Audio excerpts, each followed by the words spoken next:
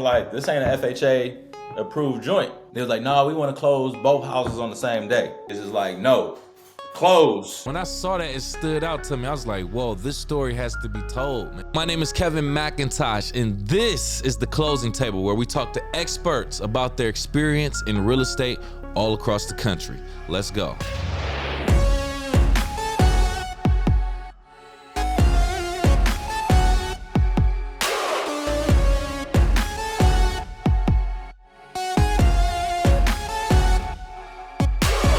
Welcome back to The Closing Table. I appreciate you for joining us. My name is Kevin C. McIntosh, your host, and joining us on this episode, representing his market and ready to break down what's going on real estate-wise, we want to welcome Keith Tate to the show. What's going on, Keith? What up? What up? Thank you for having me. Definitely appreciate it, man. Excited to be on here. Absolutely, man. Thank you. And we're, per usual, we appreciate you for taking time out of your very busy day to be with us on The Closing Table, man. So yeah, we are here to talk about you as a real estate professional and real estate in your market. But first, let's talk about you as a person. Keith, in 60 seconds or less, tell us who you are outside of real estate. Outside of real estate, man, just a husband, a father of 3 sons. My stepson's 13. Okay. My firstborn is 6, and my last one is about to turn 2 in a couple weeks. Christian, go to church around the way, and basketball coach. Been coaching high school basketball for over 10 years. I run an AAU program right now. I help run an AAU program right now. So, yeah, man, that's me. You know, just husband, father, Christian. You know, and basketball coach, man. You know, definitely try to, make sure all that stuff is, running at a high level. Yeah, man. Yeah, man. I can understand that. That's what's up. Gotta respect it too. Yeah, I got a 1-year-old son. He'll be 2 in about a month too, man. So I can relate to that. Busybody. For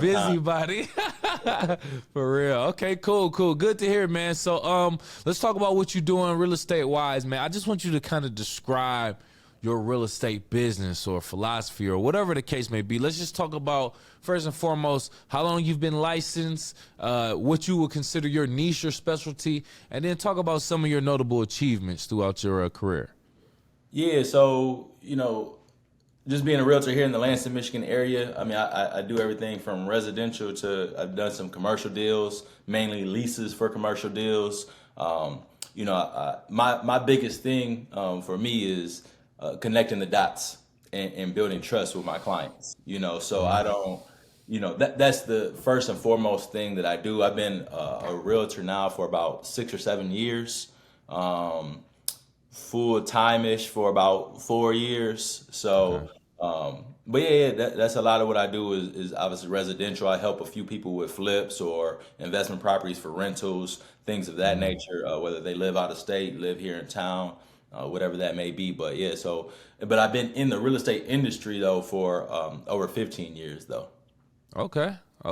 Cool. So you've been pretty much involved in different types of various positions for over a decade, well over a decade. Nice. Financing, title, property management, and then like I said, on the realtor side for the last 6-7 years.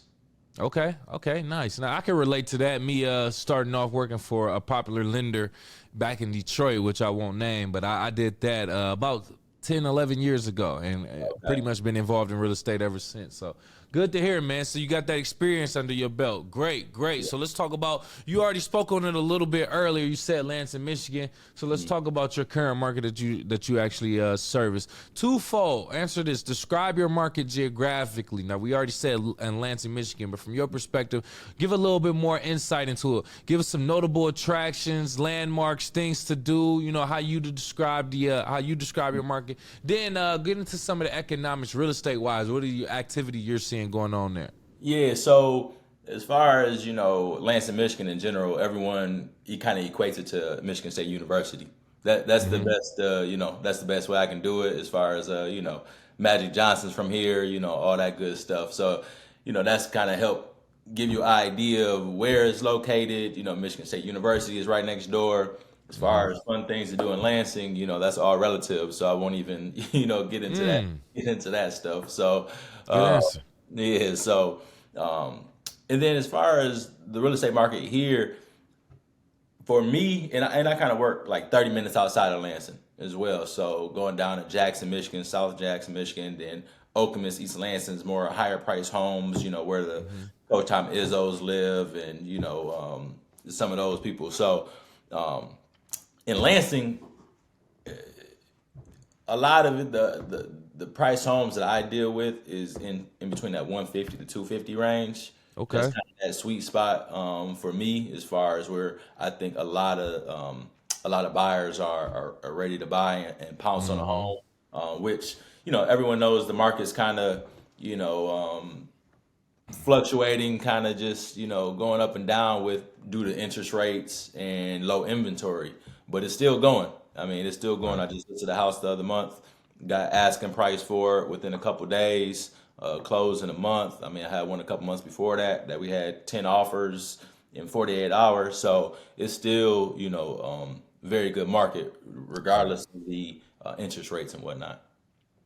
Yeah, I am starting to see the effects of, I guess I would consider the direct effects of interest rates because usually, I'm not going to say usually, but earlier in the year, a lot of people would tell you turnover time for a house being on the market 2 or 3 days, a weekend, a day sometimes. Yeah. Nowadays, you're starting to see that stretch out into like a week, 2 weeks or so. It's a few homes around where I live, and they've been on the market with a for sale sign in the yard for a couple weeks now.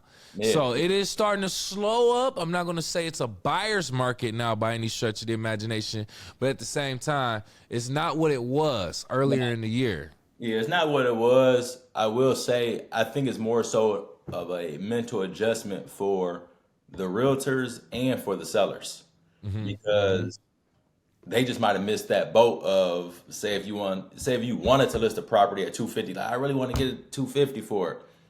Hey, you might have to do 235. Right, You might have to do right. 240. You might have missed that 250 on up boat, which, obviously every dollar counts, but I think that just the mental adjustment and setting realistic expectations is what's key to still, get your home sold without it having to sit for a week or two. Yeah, yeah, I agree. I agree. Pricing it right definitely makes all of the difference. You say you have experience as a high school basketball coach. I like that. I like that you getting involved with the youth and things of that nature for sure, for sure. But let's talk about any other occupations, or even if that occupation itself kind of contributes to your advantage as a real estate professional. Any of the occupations provide skills that you feel like give you an advantage what you do now? Man, everything. The coaching, I used to work in a mall as a teenager, all of it translates to communication. You know, Yeah, yeah, yeah. I mean, that's the hugest thing is communication and being able to, relate to someone, talk to someone freely, give them the information that's needed. So, I mean, yeah, I mean, like I said, I worked at the clothing store, worked at the shoe store. Hmm. Me, as a coach, I have to do a lot of preparation for practices and logistics for the bus and logistics for the hotel and X, Y, and Z. So same thing with dealing with contracts, having to be detail oriented, make sure the logistics of my schedule is in place. But the biggest thing is people. I mean, that's just hands down. That's just the hugest thing. Being Hmm. able to, and when I worked at the title company, I was at the closing table, Come on where now. I'm passing the documents around, hey, sign here, so on and so forth. And it allowed me to read the room.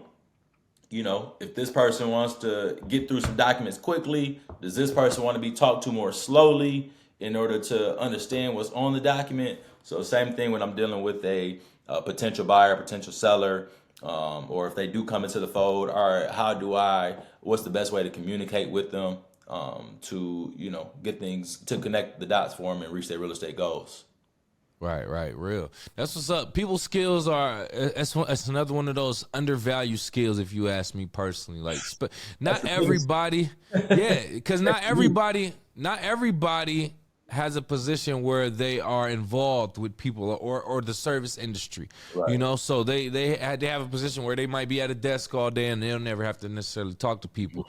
But when you are face to face with other people on a frequent basis, daily basis, you're going to deal with different attitudes, different communication styles, different characteristics. You got to know how to adjust. can't talk to everybody and approach everybody the exact same way. So I completely get and understand how you use your people skills from the different positions to relate to that, because it's absolutely necessary. Absolutely. Well said, man. I want to talk about taking it back to when you first started. You know, your first transaction, your first few transactions, maybe your first year. You talk about some of the mistakes. And let's not even call them mistakes. Some of the lessons that you've learned from those and how you apply those to your approach to real estate now.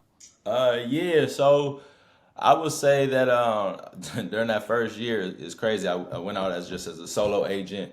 I didn't join a team, which I have joined a team during that beginning stage, and then even now. But in the very beginning, I was just trying to do it myself. First one, I didn't have them sign the buyer, exclusive buyer agency form. I didn't even really know the guy. I knew his sister. She hooked me up with him. I showed him a couple houses. Didn't have him sign the thing. I had got him hooked up with the lender, who the lender is my homeboy who I worked with in financing before back in 2006. And next thing I know, and I had text the guy. He wasn't texting back every now and then, whatever. And next thing I know, the lender emails me and says, "Hey, I got a purchase agreement for your man's, but you're not on it." And I'm like, how did that work? And so basically I lost out on that deal. I lost out on a few $1,000s because I didn't have him sign that. I didn't stay in enough communication, being just real direct. My second deal, I didn't understand the FHA guidelines for condos. And here goes being detail oriented. Say one of the condo associations that's approved is called Great Lakes, right? The place that my buyer was going to, FHA condo, might have been called Great Ponds. It's just something. It was like an extra word. It was something. Okay. I see It was like, oh man, it was very, very like easily that you could get mixed up. But I mixed it up. So we go through the whole process. Appraiser come back and be like, "This ain't an FHA approved joint." My man's done paid for the inspection, paid for the appraisal. We done spent time getting everything aligned for this condo, and he couldn't do conventional. And so, I ended up reimbursing him for the inspection. The lender, who was my guy, he did end up reimbursing him for the appraisal. So, we made things solid from that standpoint. But, he was somebody that's he was a professor at MSU. And so, wow. big network and, kind of just messed up a little bit of the trust, because he went on a limb like, "Oh, this Keith, I seen him do other good things. I can trust him to do X, Y, and Z." And I dropped the ball on that, So, just, those are some, a few little lessons in the beginning that was tough to, go through at the time. Yeah, I get it, man. And as you said that, I thought about some of the situations I was in where I made a mistake, and I like, man, if I would have did this good, this could have been more business, could have been spreading my name around and kept, more referrals, and it is what it is, man. Sometimes those type of things happen in life. Everything happens for a reason. I believe that. But it just means that you have to go through that, you have to learn that, and then it was something better for you lined up eventually. So. Yeah, and real quick. So what I did after that, honestly, is I joined the team. Okay. Where there was a group lead that way, because I look at it as, guess what? I would have probably ended up messing up one of my clients financially somehow, some way, or in a bad contract because I didn't really all the way understand all the, nuances. So I do look at it as it was a great learning experience, a blessing in disguise that, I lost out on, some money, but I didn't screw over like bad any clients. Yeah. So yeah, you didn't mess anybody up for the long run or anything like that. You were able to recover, saying reimburse or whatever, accommodate. So well said, man. I'm glad you were able to do that too, because some people make mistakes they can't recover from. So that's a good perspective right there. I looking on your social media, I see you shared this graphic where you said there's like 5 things someone should consider whenever they're making or even like receiving, considering an offer on a home. Can you talk about what they are briefly, and can you discuss a situation where you had to consider all 5 of these things before making a decision? Well, one of the first ones is the earnest money deposit. Kind of a rule of thumb is 1% of the sales price or offer price. So it's listed for 150, but you're doing 170. All right, yeah, you're thinking 1,700, but I still try to get some of my clients to bump it up to 2,000. If you can, just to show that little bit of extra. And as a listing agent, when we're looking at those offers, sometimes those are the make or break things that you're looking at when you got competing offers. It's like, all right, well, this person only did 500, but this person was able to do 3,000. That just shows, for one, their buying power, how invested they are, and things of that nature. The occupancy, closing time, those things are important as well, just because everyone wants to be, not everyone, but a lot of people like to be able to stay into the house as long as they can after they sell a house. So if someone's saying, hey, I need to be in the home ASAP, versus somebody that says, hey, you can have 60 days, no rent back, things of that nature, like which I've had, like, especially back 2021, 2022. I mean, it was serious. I mean, and then obviously, like, the lender that you do. I mean, there's things outside of the 5. The lender who you're going through, if it's XYZ lender in Wyoming that I never heard of, versus MSU Federal Credit Union around the way, or Flagstar or Van Dyke Mortgage, who I deal with a lot, then all right, I want to go with a client that's my buyer, or if I'm working with the seller, I want to go with that offer of the lender that I know can get the job done, that I've seen, versus an online lender that I never heard of. Yes, I mean, it's more than that 5. It's a I bet. whole long list of things to consider: the inspections, how long the business, business days for the inspection. Because say if somebody puts 10 business days versus somebody that puts 3 business days. On my house that I purchased, we put 1 business day. We was able to get somebody over ASAP. Like, hey, we can knock this out real quick to make sure that you guys ain't wasting no time, losing no time on any other potential buyers. So sorry, I know it's kind of all over the place, but man, it's more than that 5. It's a whole lot that goes into it. Yeah. No, I get it, and 100% I agree, and I understand. Yeah, way more things than just the 5 that you should and you can consider. But these were some 5 major ones: closing date, EMD, earnest money deposit, contingencies, cash offers, or down payment. Those are like very, very essential whenever, like you said, making or receiving an offer, because like the contingency, or I'm sorry, the contingency, is it contingency? I don't know if it's necessarily contingency. I think it is, of letting the seller stay in the home. Occupancy, Oh yeah, excuse me. yeah, occupancy. Yep. Occupancy. Yeah, that's a major one that I've heard for the most part, because a lot of people, sellers, are waiting on the sale of one house in order to buy another house or something like that, or they need a couple days to move or something like that. So I heard that's a big one. And a lot of people say it's not even about the money. I really need this time to stay here. Yep. So they'll weigh those offers. Yep, that happened. That happened to me a few months ago. I had someone that was moving to Georgia, and so they were more concerned. They were like, "Hey, I'll take this offer that's $3,000 less because I get to stay in the home longer." See? Yeah. So yeah, it's big, and then obviously, yeah. Sorry, I skipped over the financing part of it. Is, yeah, it goes back to someone's buying power at the end of the day. So obviously, if someone has cash, I mean, that's trumping a whole lot, because you can, skip through a lot of any variables, with a lender, with an appraiser, all those things. I'm someone I was kind of frustrated last week, to be honest, is because we could have closed on the house. The person that was buying the house had to sell their house, right? And so they had a closing date for their house, say like on the 7th. They was like, no, we want to close both houses on the same day. And and typically my thing is like, no, close. You don't know what's about to happen with that other buyer. For one, they could be sick. They could have Mm-hmm. cold feet, even though that Mm-hmm. can get you in a lot of trouble, but you can have cold feet. I mean, something can change with your job.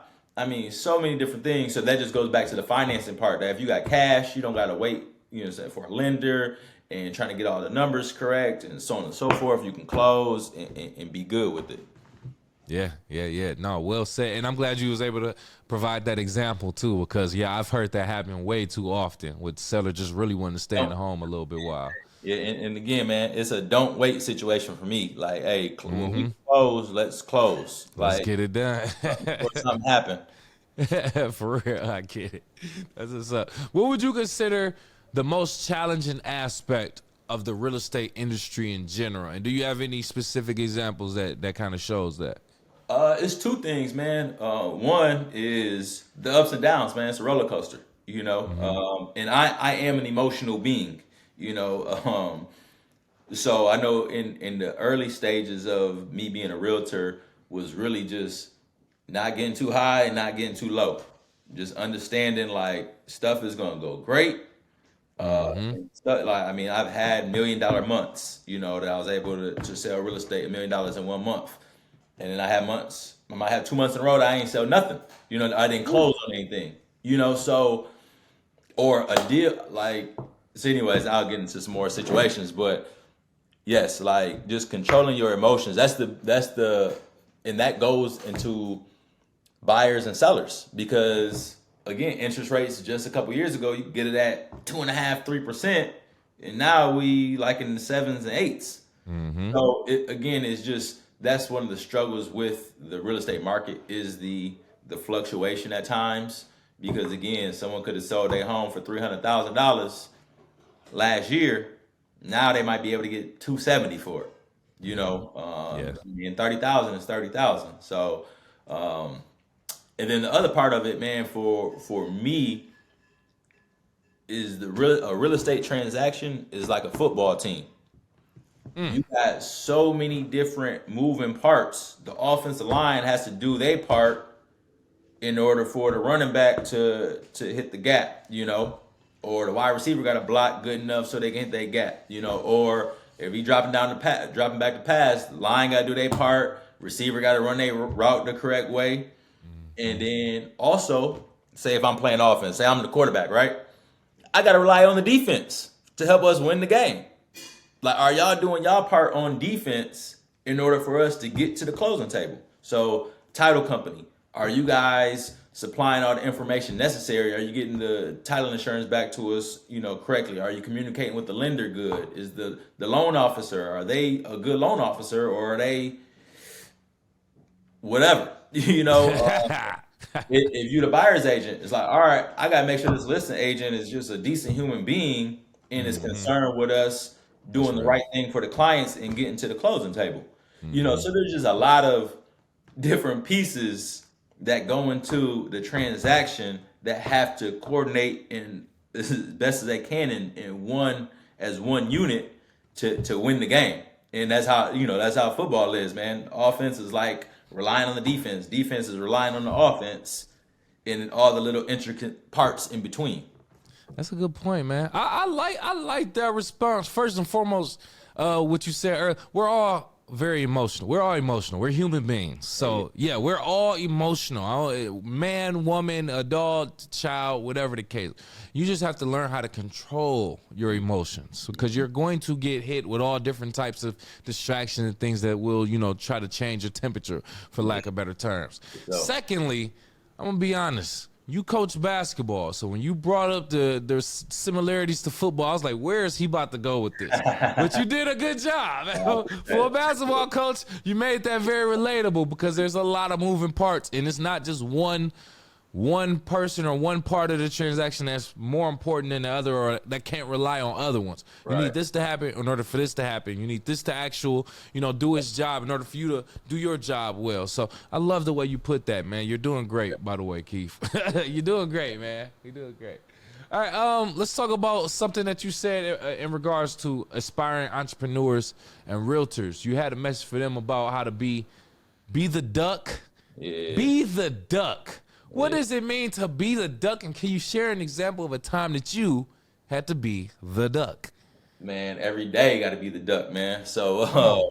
nah, but being the duck, man, is just really, you see the duck on the pond or what have you. It's just smooth sailing, like just Hmm? chilling, just going across. Ain't nothing bothering it. It looks like a relaxing time. But underneath the surface, what they doing? They going. You know what I'm saying? I don't know, is that their legs or what is it called for them? But they they going, they Yeah. paddling, you know what I mean, to get that to keep floating across the water.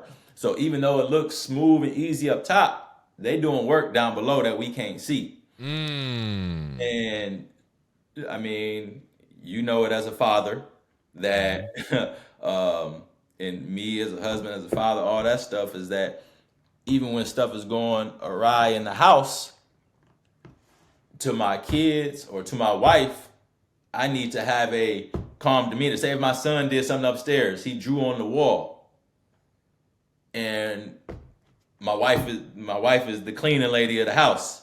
You know what I mean? Like, or she had a bad day at work.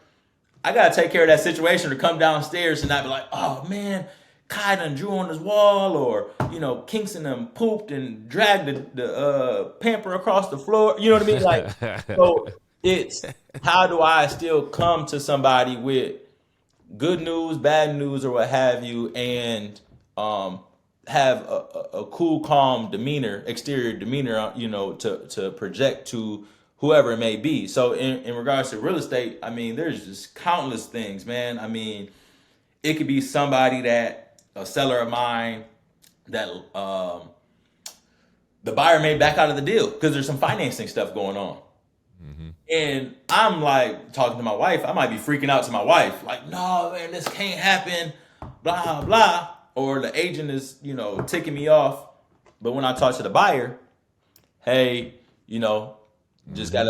gotta get through a couple things. We're working out some options with the buyer to make sure everything is smooth with them. I'll have an update in 48 hours. I'll make sure I let you know what's happening as soon as I get more details. Um, Right. there was a situation I had to deal with, an agent that it was a horrible experience dealing with them. Uh-oh. And just to be super transparent, and when my buyer, we're doing our pre-closing walkthrough, make sure the condo's all good. The guy got all his stuff out the condo because we had occupancy at close. Mm-hmm. We get to the condo for the walkthrough, and the seller was supposed to be closing roughly around the same time as us. Seller chilling, everything's in there, nothing packed, just so of course I want to say a few choice words, react a certain way, you know. So I calmly ask the seller like, "Hey, so what's going on?" And then call the agent, and I have to either walk away from my buyer to take this phone call to communicate a certain way, or when I was around my buyer and just talking back to him, just saying, this is a situation. I know this is not ideal. This is not what was in the contract. I understand your frustration, but okay, what do we need to do next? Here goes our options. Mm-hmm. Instead of, you don't want to join into the party of the frustration. Yeah. Yeah. Like, man, I can't believe this happened. Mm-hmm. Blah, blah, blah. Yeah, I'm gonna do that in the car. I'm gonna do that when I talk to my broker. I'm gonna do that when I talk to my wife. But when I'm talking with my client, I can't join into the bashing party, or I got to come with solutions. Yeah. So I mean, there's so many. I mean, there's just so many examples of things. I mean, people, sellers that have left like trash. I mean, just crap all in the house. It's like, all right, hey, I understand this is not what you wanted. Guess what I'm gonna do? I'm calling the cleaning company, calling the hauling company. I'll get it taken care of. It's all good. Instead of they call me with the issue, and again, I'm flustered and worked up, Mm-hmm. and pissed off. I'm like, I'm gonna call the agent and blah blah blah. It's like, no, I'll get it handled. We'll get it taken care of. Just give me 2 hours so I can figure some things out, and I'll get back with you. Right. Yeah, That's man. what Listen, man. is. I'm sorry. It's just again just a cool, No. calm, essentially demeanor, exterior demeanor. Yeah. Um, you busting your butt trying to make things happen. But again, you have to say, hey, yep, everything's going smooth. Hmm. Even though I stayed up to 3 o'clock in the morning doing X, Y, and Z to make sure things is cool. Like you got to just, oh yeah, everything was handled yesterday.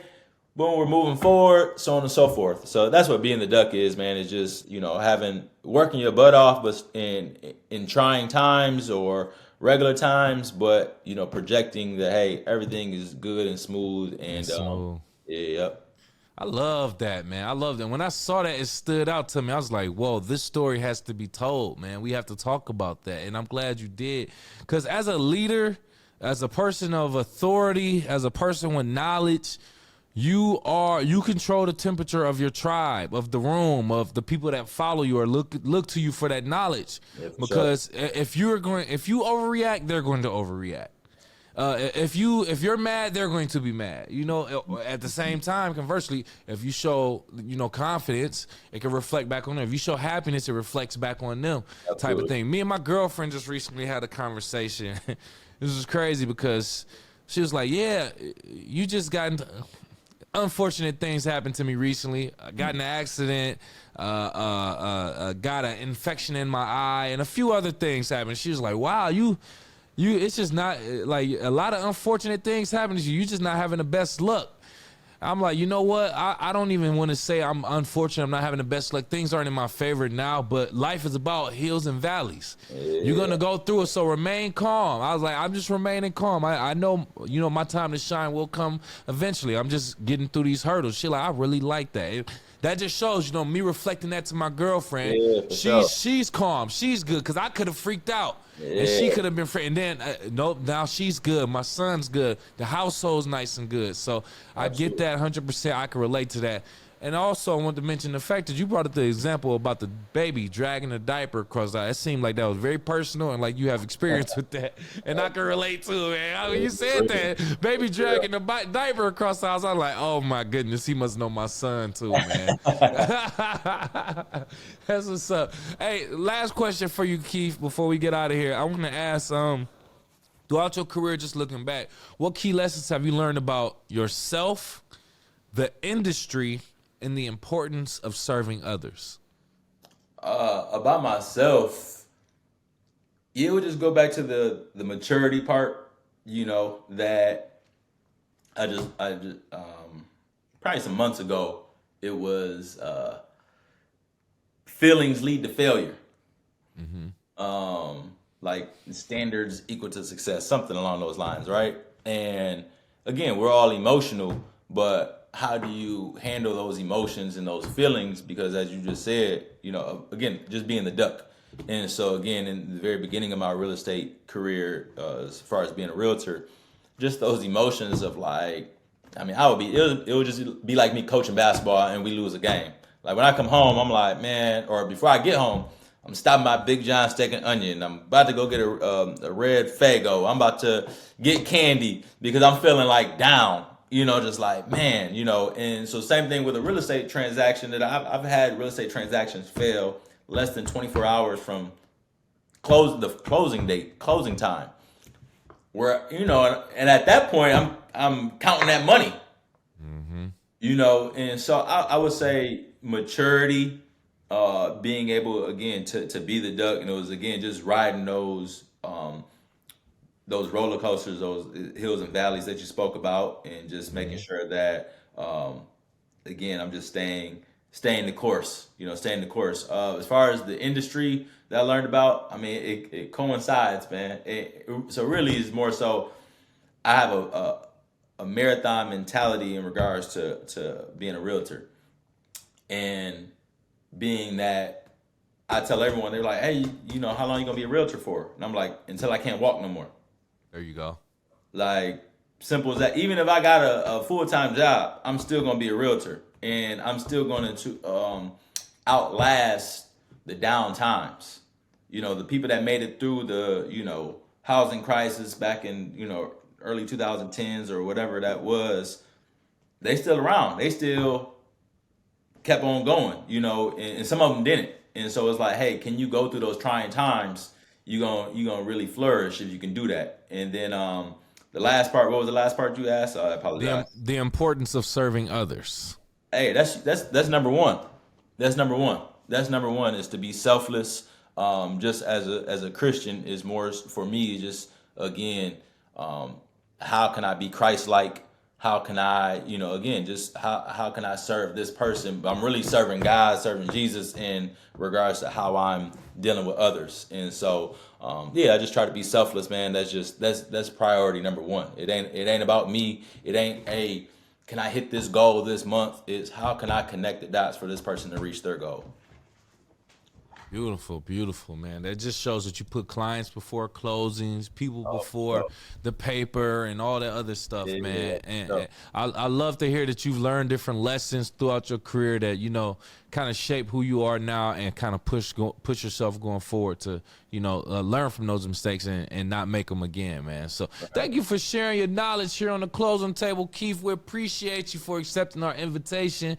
At this point, if you have any last words and or want to tell people how to reach out to you, please do so now. Yeah, yes, sir. Oh, real quick, I didn't say anything about the accomplishments earlier, man. I didn't, I was like the home snap like agent. They gave me a little plaque and best of Zillow.